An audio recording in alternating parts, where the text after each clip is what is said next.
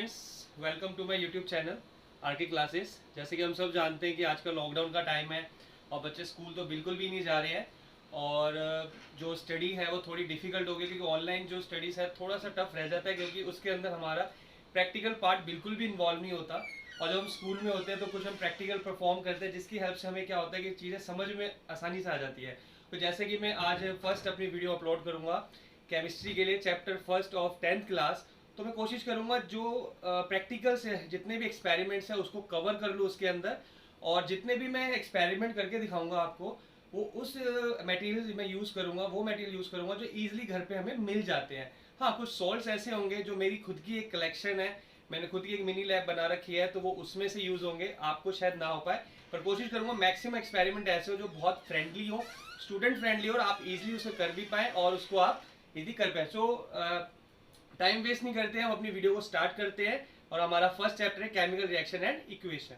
ये सब वही सॉल्ट्स हैं जो हम यूज़ करेंगे 10th क्लास के प्रैक्टिकल के लिए, जैसे कि east powder and this is phenolphthalein powder and this is sodium chloride and this one is copper sulfate, calcium oxide, iron metal filling, baking soda, and this is urea, potassium permanganate, and this is calcium sulphate. So have this salt and ये सारे salt जो हैं इसकी help से हम chemical reaction chapter को पढ़ने की कोशिश करेंगे। सो नाउ टुडे आवर जो chapter is chemical reaction and equation. तो हमारे चैप्टर का जो नाम है वो केमिकल रिएक्शन एंड इक्वेशन है, जैसे कि आपको दिखाई दे रहा है। तो सबसे पहले हम ये जानने की कोशिश करेंगे चैप्टर के नाम का मतलब क्या है। तो जैसे कि चैप्टर का नाम है केमिकल रिएक्शन एंड इक्वेशन, तो पहला वर्ड जो इस चैप्टर के अंदर आ रहा है दैट इज केमिकल। तो आप देख रहे हो यहाँ पे सबसे पहला वर्ड जो मैंने लिखा है दैट इज केमिकल। तो हमें ये पता होना चाहिए केमिकल होते क्या है। तो a substance that is used और प्रोड्यूस इन अ लैबोरेटरी, जो कोई भी ऐसा सब्सटेंस जो लैब के अंदर बनाया जाता है या प्रोड्यूस करा जाता है या यूज करा जाता है तो उसे हम केमिकल बोलते हैं। तो वेरी सिंपल, इसमें ज्यादा टाइम देने की जरूरत ही नहीं है। केमिकल्स क्या होते हैं? जो सब्सटेंस हमारे लैबोरेटरी के अंदर यूज होते हैं या बनाए जाते हैं, जैसे कि आपका सोडियम क्लोराइड नमक जो हम घरों में भी यूज करते हैं दैट इज ऑल्सो केमिकल। और भी बहुत सारे बेकिंग सोडा, वॉशिंग सोडा और सॉप, डिटर्जेंट, ये सब हमारे केमिकल्स हैं क्योंकि लेबोरेटरी में ही बनाए जाते हैं और यूज भी करे जाते हैं। नेक्स्ट जो हमारे one of the first definition of this chapter, chemical reaction. Chemical reaction क्या होती है? जब कोई दो केमिकल, जैसा मैं पहले ही बता चुका हूं केमिकल क्या होता है, जब दो केमिकल आपस में रिएक्ट करते हैं जिससे एक नया केमिकल बनता है, तो उस नए केमिकल जो बन के आया है हमारा, ये प्रोसेस जो इन्वॉल्विंग होती है, टू केमिकल्स की इन्वॉल्वमेंट जो होती है, इसे बोलते हैं केमिकल रिएक्शन। तो हमें केमिकल का मतलब समझ में आ गया और केमिकल रिएक्शन का मतलब समझ में आ गया। नेक्स्ट हमारा आता है केमिकल इक्वेशन। अब सीधी सी अगर हम बात करते हैं, जैसे हम 10th क्लास में आ चुके हैं, हम 9th क्लास में बात करते हैं, 8th क्लास में बात करते हैं। आपसे फर्स्ट टाइम किसी ने बोला कार्बन, कार्बन एक केमिकल है, केमिकल सब्सटेंस है, उसके लिए एक सिंबल यूज होता है जिसे हम बोलते हैं सी फॉर कार्बन। एंड अगर हम बात करते हैं carbon dioxide gas CO2, this is the symbol for, this is the formula for CO2 and this is the symbol. जब हम किसी भी केमिकल रिएक्शन को सिंबल और फॉर्मूले यूज करते हैं, ये हमारा सिंबल हो गया और ये हमारा फॉर्मूला हो गया। जब हम किसी को सिंबल या फॉर्मूले से रिप्रेजेंट करते हैं किसी भी रिएक्शन को, तो उसे हम बोलते हैं केमिकल रिएक्शन। जैसे कि एक छोटी सी में रिएक्शन जो आप बहुत पहले से पढ़ते हुए आ रहे हो, C+O2 give rise to CO2। हमने 8th क्लास में पढ़ा था carbon plus oxygen gas give rise to carbon dioxide. तो ये दोनों हमारी गैसेस हैं। तो ये जो हमने लिखा है यहाँ पे, हमने इसका सिंबल लिख दिया, इसका हमने फॉर्मूला लिख दिया, यहाँ पे हमने फॉर्मूला लिख दिया, हमने ये रिप्रेजेंट किया है। ये जो हमने रिप्रेजेंट करा है ये जो है हमारा केमिकल इक्वेशन। अब केमिकल इक्वेशन है, ये दोनों केमिकल इक्वेशन है, बस फर्क इतना है, ये जो नीचे मैंने वर्ड्स में लिखा है इसको हम बोलते हैं वर्ड इक्वेशन। क्या बोलते हैं? Word equation. सो अगर कोई भी केमिकल रिएक्शन को जब वर्ड में रिप्रेजेंट करा जाता है उसको हम बोलते हैं वर्ड इक्वेशन। तो ये चैप्टर के नाम का मतलब है केमिकल। आपको समझ में आ गया, कोई भी सब्सटेंस जो लैब में यूज होता है या प्रोड्यूस होता है उसे हम केमिकल बोलते हैं। केमिकल रिएक्शन क्या होता है? जब दो केमिकल आपस में रिएक्ट करते हैं तो उसको हम बोलते हैं केमिकल रिएक्शन। केमिकल इक्वेशन क्या होता है? जब किसी भी केमिकल को आप, फॉर एग्जांपल आपने कार्बन लिया और ऑक्सीजन गैस उसके साथ रिएक्ट कराई, तो आपका क्या बन गया है? CO2 gas.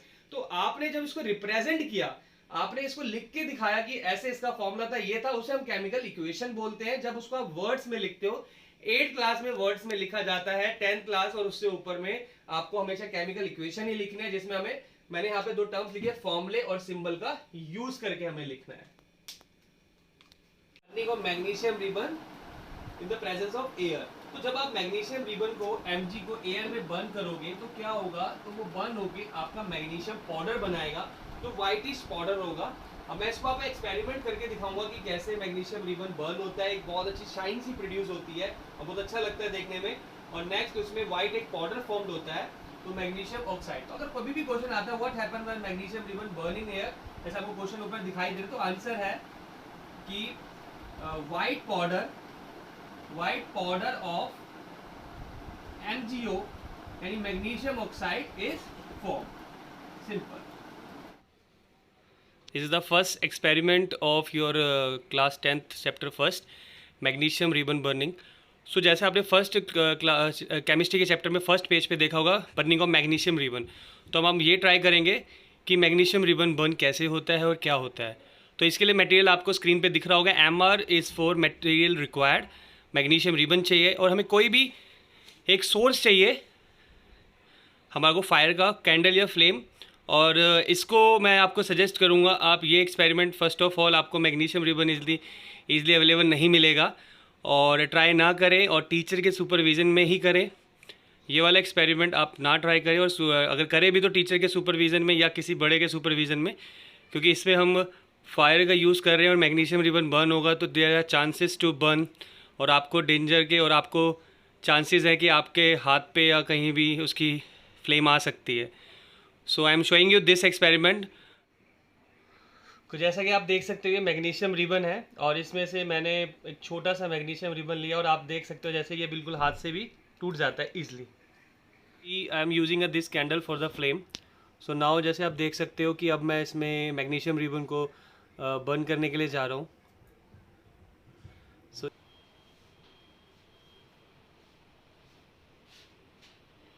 So it's take hardly 15 to 20 second और आप देख सकते हैं मैग्नीशियम रिबन बनना स्टार्ट हो चुका है, बहुत ब्यूटीफुल। इसमें आपको एक शाइन सी नज़र आएगी बर्निंग ऑफ मैग्नीशियम रिबन। और आप इसमें अभी कर रहा हूँ और बिल्कुल इसको हाथ से बिल्कुल ना करें और किसी की सुपरविज़न के बिना बिल्कुल ना करें, टीचर की सुपरविज़न में ही करना।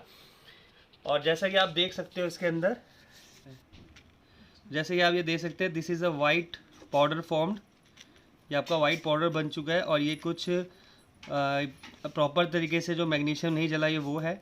And this is the magnesium oxide and the white powder. The first experiment of your class chemistry first chapter first page.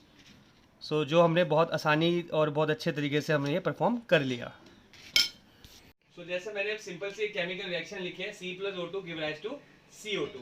तो हम इसमें अब देखेंगे रिएक्टेंट एंड प्रोडक्ट क्या होते हैं। तो जो हम लेफ्ट हैंड साइड में लिखते हैं, तो जैसे हमने यहाँ देखा ये दिस इज द कार्बन, ये हमारा symbol for carbon, this is carbon and this is oxygen gas and this is oxygen gas. तो ये हमारा कार्बन है और ये हमारा ऑक्सीजन गैस है। तो जो रिएक्टेंट केमिकल रिएक्शन से पहले हमें यूज करते हैं इन्वॉल्व करने के लिए, जो रिएक्शन जिसकी वजह से रिएक्शन होती है उसे हम रिएक्टेंट बोलते हैं।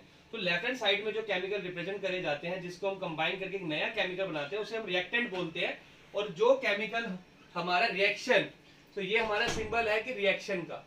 तो रिएक्शन होने के बाद जो हमारा नया ये न्यू केमिकल जो बन के आ रहा है, जो हमारा कार्बन डाइऑक्साइड गैस है, कार्बन डाइऑक्साइड, तो ये जो हमारा कार्बन डाइऑक्साइड नया कंपाउंड जो बन रहा है उसे हम प्रोडक्ट बोलते हैं। तो यानी कि जो हमारा प्रोड्यूस्ड हो रहा है वो हमारा प्रोडक्ट होता है और जो हमने इन्वॉल्व करा है केमिकल रिएक्शन के लिए उसे हम रिएक्टेंट बोलते हैं। और रिएक्टेंट को लेफ्ट साइड में रिप्रेजेंट करा जाता है, लेफ्ट साइड में जो भी होते हैं उसे हम रिएक्टेंट बोलते हैं और जो राइट हैंड साइड में होता है वो हमारा प्रोडक्ट होता है। तो अब हम ये देखेंगे कि कुछ हम सिंबल यूज करते हैं केमिकल रिएक्शन को रिप्रेजेंट करने के लिए। तो अब आपको मैं वो सिंबल्स बताऊंगा।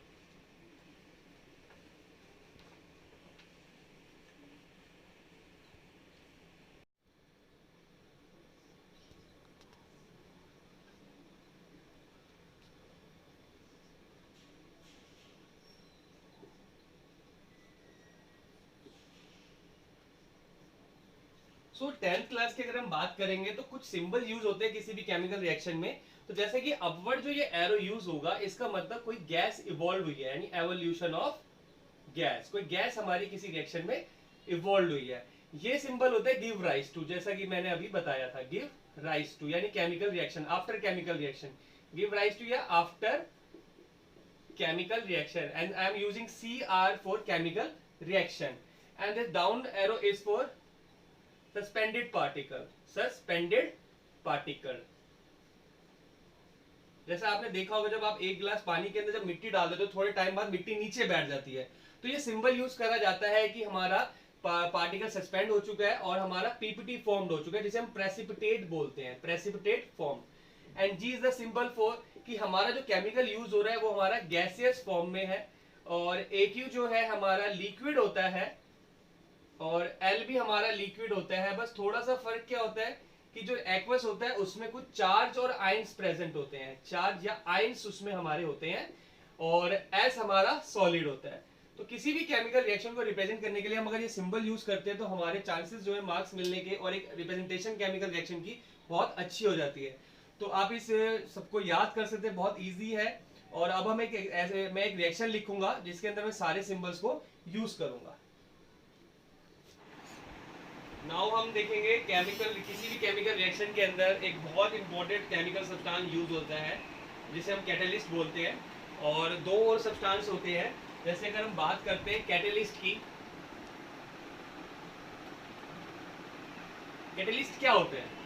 एक ऐसा सब्सटेंस जो किसी भी केमिकल रिएक्शन को बहुत ज्यादा फास्ट कर देता है, उसकी रिएक्शन की स्पीड को बढ़ा देता है, पर उसके अपने अंदर कोई फर्क नहीं पड़ता. It is the chemical substance which altars the rate of chemical reaction without undergoes any change, यानी उसके खुद के अंदर कोई फर्क नहीं पड़ता.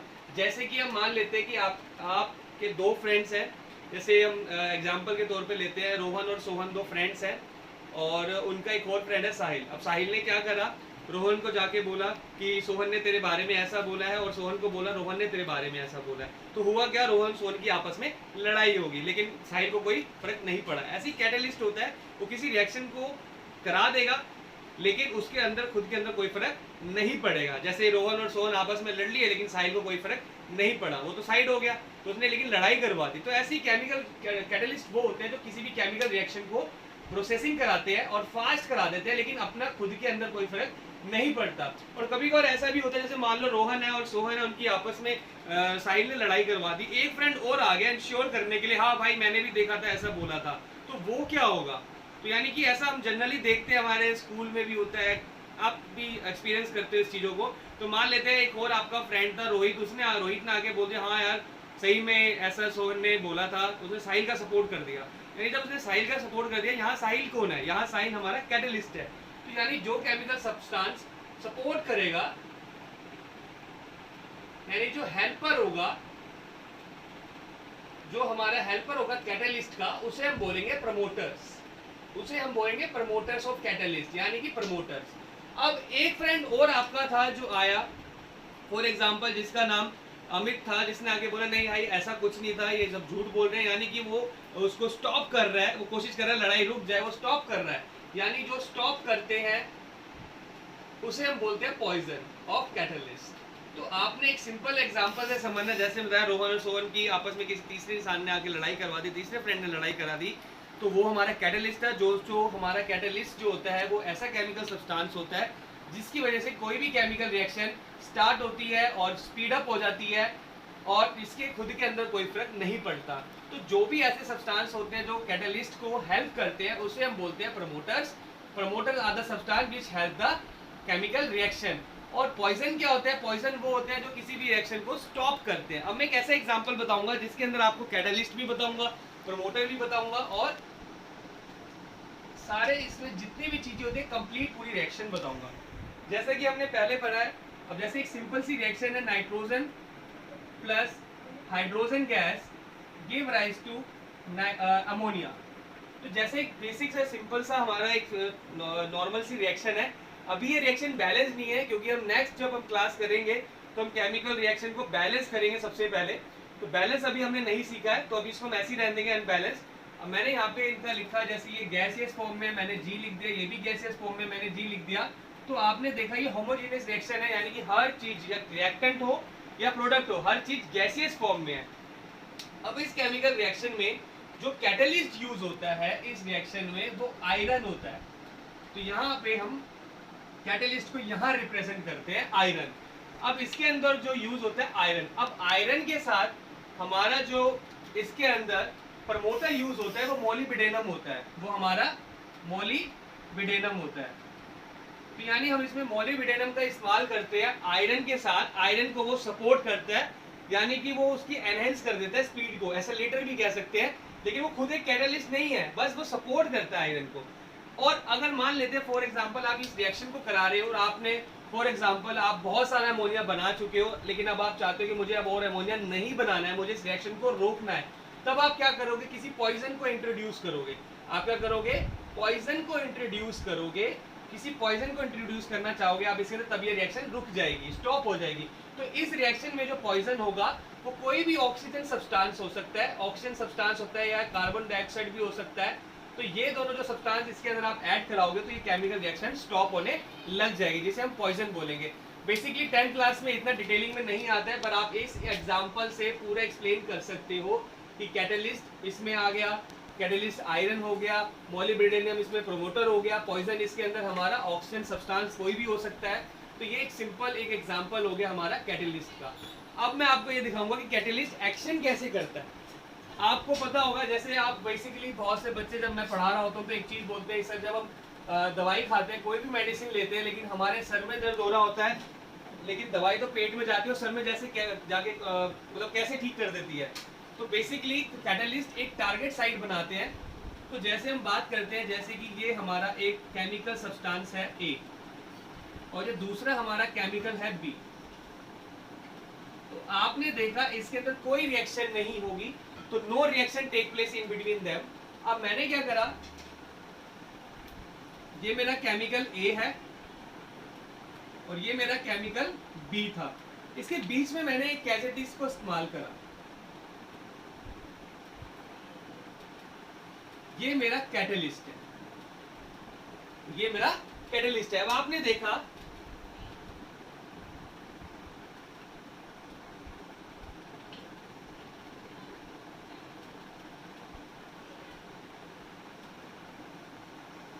कि अब ये एक पजल की तरह यहां पे जुड़ जाएगा। तो यानी कि अब केमिकल रिएक्शन हो गई। तो ऐसा क्यों हुआ, क्योंकि अभी कैटलिस्ट ने हेल्प करी इस रिएक्शन को अकर होने के लिए। तो ऐसा तभी होता है, फॉर एग्जांपल जब आपके सर में दर्द होता है तो आपके पेन कुछ रिसेप्टर्स बन जाते हैं, वहाँ पे कुछ हार्मोन्स हमारे, कुछ केमिकल्स हमारे रिलीज होते हैं। तो वो कैटलिस्ट जो आपका मेडिसिन के अंदर एंजाइमेटिक कैटलिस्ट जिसे हम बोलते हैं, उसमें वो प्रेजेंट होते हैं, जो उसको पहचान लेते हैं, आइडेंटिफाई कर लेते हैं, इसलिए वो उसका इफेक्ट करते हैं। जो हम बायोलॉजी में पढ़ेंगे, अभी हम केमिस्ट्री के अंदर ही रहना चाहें वो ज़्यादा अच्छा है। तो कैटलिस्ट वो सब्सटेंस होते हैं जो किसी भी रिएक्शन को ऑल्टर करते हैं, उसकी स्पीड को बढ़ाते हैं। अब आपने देखा यहाँ पे कोई भी रिएक्शन नहीं होगी, नो रिएक्शन। तो कुछ रिएक्शन ऐसी भी होती है जिसमें कैटलिस्ट का यूज करना बहुत जरूरी होता है। जैसे ये रिएक्शन हमने एक जस्ट एग्जांपल के तौर से इसे समझाने की कोशिश करी है ग्रामेटिकल वे में। तो यहाँ हमने देखा जब हमने कैटलिस्ट इस्तेमाल करा तो हमारा कंपाउंड AB बन गया। तो this is the action of catalyst. So now हमारा सबसे पहला जो इंपॉर्टेंट क्वेश्चन इसमें आता है, how can we say that, जैसे आपको स्क्रीन पे दिख रहा है, how can we say that any chemical reaction take place. हम कैसे कह सकते हैं कोई भी रिएक्शन अकर हुई है। तो जैसा कि हम जानते हैं, जैसे फॉर एग्जांपल छोटा सा एग्जांपल देके आपको समझाता हूँ। जैसे आप बहुत दिनों बाद अपने फ्रेंड के घर पे जाते हो तो आपको कैसे पता लगेगा उसके घर के अंदर चेंजेस हुए। आपने देखा उसका सोफा जो था नया आ गया, कलर चेंजेस हो गए, वॉल का कलर चेंज हो गया, बैकग्राउंड अलग हो गया, उनके नए फर्नीचर आ गए। तो ये एक तरीका है पता लगाने का। जैसे ही केमिकल रिएक्शन का भी एक वे होता है पता लगाने केमिकल रिएक्शन की अगर हुई है। तो जैसे सबसे पहले आपको दिखाई दे रहा है change in colour, evolution of gas, change in temperature and change in state. So अब इन सारे जितने भी मैंने यहाँ पे लिखे हैं, अब हम नेक्स्ट में हम इसका एक एक प्रैक्टिकल्स हम डालेंगे और मैं ये सबको आपको एक्सपेरिमेंट वे में सबको एक्सप्लेन करूंगा और प्रूफ करके दिखाऊंगा ये chemical reactions. Now you see a full setup is ready for to check chain in color. So अब हम देखेंगे कि चेन इन कलर जो है कैसे होता है। तो इसके लिए हमने क्या करा कि हमने एक टेस्ट ट्यूब ली और एक टेस्ट ट्यूब स्टैंड। सो मैंने क्या करा, इस टेस्ट ट्यूब को टेस्ट ट्यूब स्टैंड से अटैच कर दिया और ये टेस्ट ट्यूब जो है 30 ml की है और एक स्टीरर लिया है जिससे हम कलर को थोड़ा ईजिली डिज़ोल्व कर पाएंगे ताकि वो मिक्सअप हो जाए। सो नाउ हम क्या करेंगे, इस टेस्ट ट्यूब के अंदर थोड़ा वाटर डालेंगे। सो नाउ यू सी इस टेस्ट ट्यूब के अंदर मैंने नियर अबाउट 25 ml वाटर डाल दिया है। सो नाउ हम इसके अंदर जो है कलर डालेंगे, और food colour which is easily available in market. I am not showing you the company of this colour, just we are taking a small amount of color in the water and dissolve it. You see what will happen? So there is a change in color. So you see how the the color dissolve in the water, and you see a pattern here, and the color of the water become light to denser. So the change in color. So this is a simple experiment. इसके अंदर हमने एक चीज़ देखा, जब हमने कोई एक chemical substance डाला तो वाटर का कलर चेंज हो गया, तो जिससे हमें ये कह सकते हैं कि चेंज ऑफ कलर। तो किसी केमिकल रिएक्शन के अंदर चेंज ऑफ कलर भी होता है। तो ये एक एक्सपेरिमेंट हमारा हो गया। अब मैं आपको एक अलग इंडिकेटर डालूंगा जो ईजिली अवेलेबल होता है, और हो सकता है आपके घरों में भी हो, और जिसमें हम देखेंगे कि कलर चेंज होगा या नहीं होगा। इसमें हमने देखा कि फूड कलर हमने जब डाला तो कलर चेंज हो गया। सो नेक्स्ट हम देखते हैं कि उसमें हमारा कलर चेंज होगा या नहीं होगा। जस्ट एडिंग, तो जैसे आप देख सकते हो मैंने अभी टेस्ट ट्यूब अगेन दोबारा लिया, जिसके अंदर मैंने 25 ml वाटर लिया है। तो नाउ अब इसके अंदर मैं क्या करूँगा, अगेन मैं एक डाई डाल रहा हूँ। सो मैंने इसमें 4 drops, near about 4 and 5 drops मैंने डाई डाला है, और जैसा कि आप देख सकते हो कि ये उसके टॉप पे डिपॉजिट हो गया, और इसमें कुछ भी डिज़ोल्व होता हुआ नहीं नज़र आ रहा। अब मैं स्टीयर की हेल्प से इसे डिज़ोल्व करने की कोशिश करूँगा, एंड व्हाट यू सी कि इसमें कुछ भी डिज़ोल्व नहीं हो रहा। तो यानी कि जो सोल्यूशन का कलर है वो चेंज नहीं हो रहा, क्योंकि ये इसमें सॉल्युबल नहीं है। जो लास्ट हम प्रीवियस केस हमने देखा था उसमें हमने फूड कलर डाला था, और फूड कलर हाईली सॉल्युबल होता है, तभी आपके फूड का कलर चेंज हो जाता है। अब ये जो है डाई, मैं इसको बताता हूँ ये डाई क्या है। ये डाई हमारा जो हमारा बोर्ड मार्कर में इंक डाली जाती है, ये वो है। और जैसे कि हम जानते हैं ये नॉन सॉल्युबल इन वाटर होता है, ये अल्कोहल सॉल्युबल होता है, वाटर में सॉल्व नहीं होता है। तो जैसा आपने देखा ये इसमें डिज़ोल्व नहीं हो रहा, कुछ पार्ट इसका हैवी होने की वजह से नीचे सेटल डाउन हो गया, और कुछ पार्ट इसका ऊपर फ्लोट कर रहा है। तो ये हमने देखा कि कुछ अगर हमारा चेंज कलर होता है तो हम कह सकते हैं कि कोई ना कोई रिएक्शन उसके अंदर हुई है। तो यानी कि चेंज इन कलर, एक केमिकल रिएक्शन के लिए चेंज इन कलर भी एक साइन होता है। तो सिंपल एक्सपेरिमेंट। और जैसे कि आप देख रहे हैं नेक्स्ट हम देखेंगे evolution of gas. So evolution of gas में हमें कुछ मटेरियल चाहिए होगा, जैसे टेस्ट ट्यूब, और मैंने इसके अंदर एवोल्यूशन ऑफ गैस को आपको दिखाने के लिए क्या करा है, बेकिंग सोडा लिया, सोडियम हाइड्रोजन कार्बोनेट, जिसका केमिकल फॉर्मूला होता है sodium hydrogen carbonate and common name baking soda, जो ईजिली अवेलेबल होता है हमारे घरों में भी, और टेस्ट ट्यूब। और मैंने इसके अंदर आपको सारे पार्ट जो इसमें चाहिए होगा मैंने सारे आपको दिखा रखे हैं, और आधा ईजिली आपको दिख भी रहा होगा। सो नाउ हम क्या करते हैं, इस एक्सपेरिमेंट को परफॉर्म करते हैं। मैंने इसके अंदर एज अ सोल्यूशन जो लिया है, मैंने वो कार्बोनेटेड ड्रिंक लिया है। कोई भी कार्बोनेटेड ड्रिंक आप ले सकते हो जो ईजिली मार्केट में available, like Pepsi, Coke, Fanta, whatever is it. So I am taking a cold drink here. सो मैंने एक कार्बोनेटेड ड्रिंक इसमें ली है, और इसमें आपको मैं दिखाऊंगा कि एवोल्यूशन ऑफ गैस, जो एक सिंबल होता है कि कोई केमिकल रिएक्शन इन्वॉल्व है या कोई केमिकल रिएक्शन टेक प्लेस। तो इसे हम अभी आगे करते हैं। सो लेट्स करते हैं इस एक्सपेरिमेंट को। सो हमने क्या करना है, इसके अंदर कार्बोनेटेड जो भी हमारी ड्रिंक होगी उसमें हम थोड़ा सा बेकिंग सोडा इसमें हम ऐड करेंगे।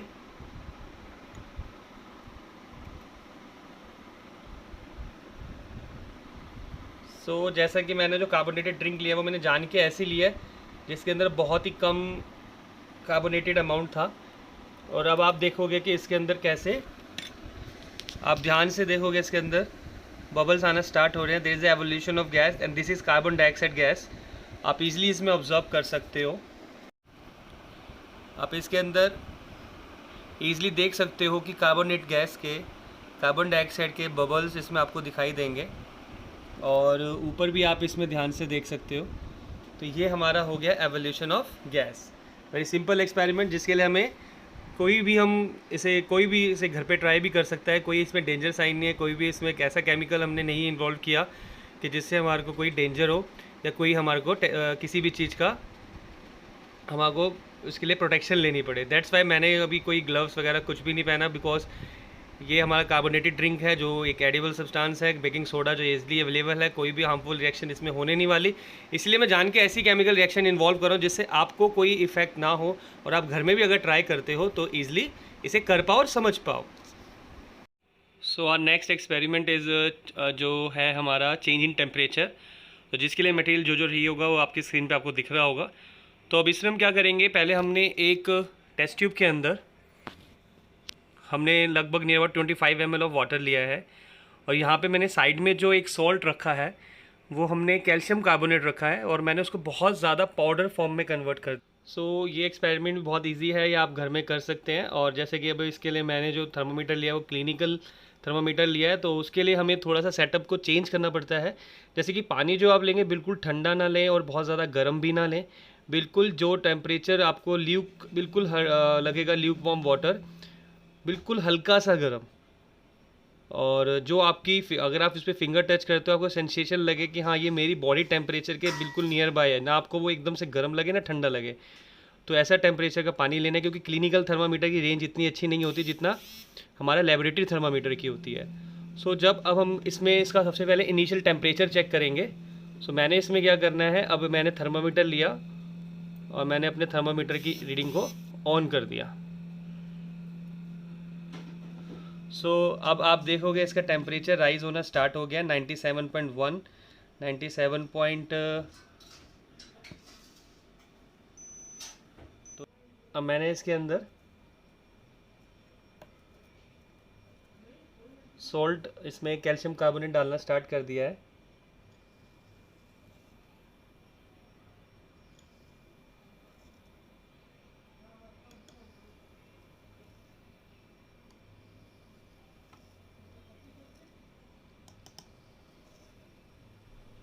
मैंने इसमें near about 1/2 gram calcium carbonate डाला है और आप देखेंगे केमिकल रिएक्शन इसमें बबल्स आना स्टार्ट हो रहे हैं। हमने बस ये देखना है कि चेंज इन टेम्परेचर। सो अब मैं इसका टेम्परेचर दोबारा अगेन चेक करने वाला हूँ।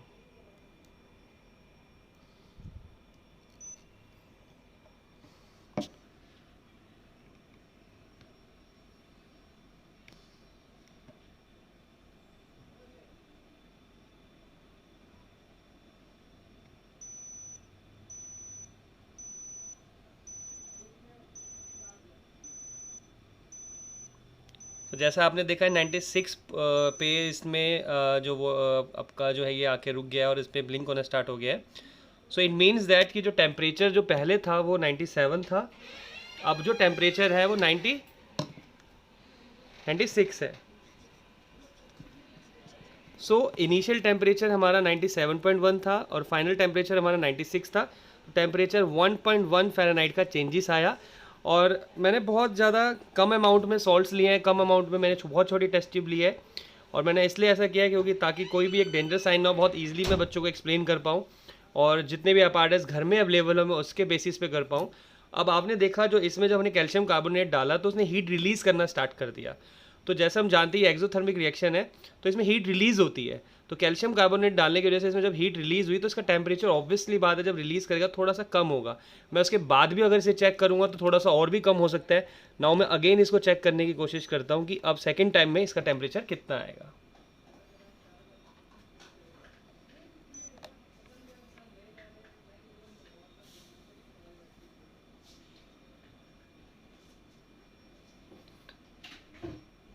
देखो जैसे आप देख सकते हो 94.3 हो गया, इसमें और हीट रिलीज हो रही है। तो नेक्स्ट टाइम आपने देखा इसमें 94.3 हो गया, 94.3 फ़ारेनहाइट। तो आप देख सकते हैं कि 97 से 96 and 94 just with in I think 20 second के अंदर ही उसका टेम्परेचर 3 फ़ारेनहाइट के आसपास और कम हो गया। सो ये एक बहुत सिंपल सा एक्सपेरिमेंट था और ये हम देख सकते हैं कि देखो किसी भी केमिकल रिएक्शन में चेंज इन टेम्परेचर भी होता है। So next is change in state. So इसके लिए मैंने मटेरियल रिक्वायर्ड जो हमें मटेरियल चाहिए butter, dish and hot water. वैसे हम बहुत सारी रिएक्शंस के अंदर चेंज इन स्टेट देख सकते हैं बट एक सिंपली एक्सप्लेन करने के लिए मैंने वही मटेरियल लिया जो ईजिली घर में अवेलेबल हो।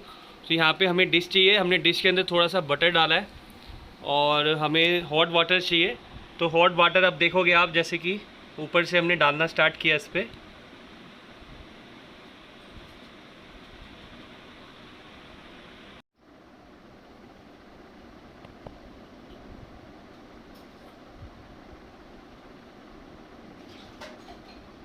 जैसा कि आप इजीली देख सकते हो कि ये इतना ज़्यादा अब इसकी स्टेट चेंज हो चुकी है और ये हमारा पूरा का पूरा जो है ईज़िली मेल्ट होना स्टार्ट हो गया।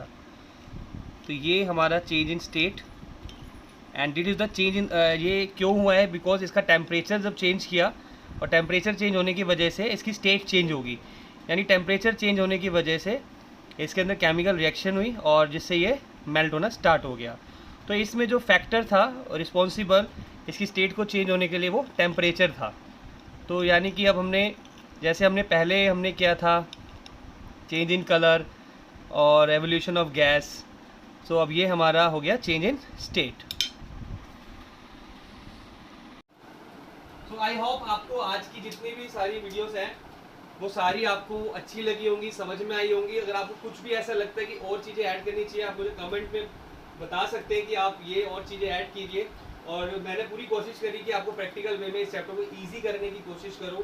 और आपको कुछ भी अच्छा लगा तो like and subscribe my channel and ताकि मेरे को मोटिवेशन मिले और मैं नई नई वीडियोज़ में आगे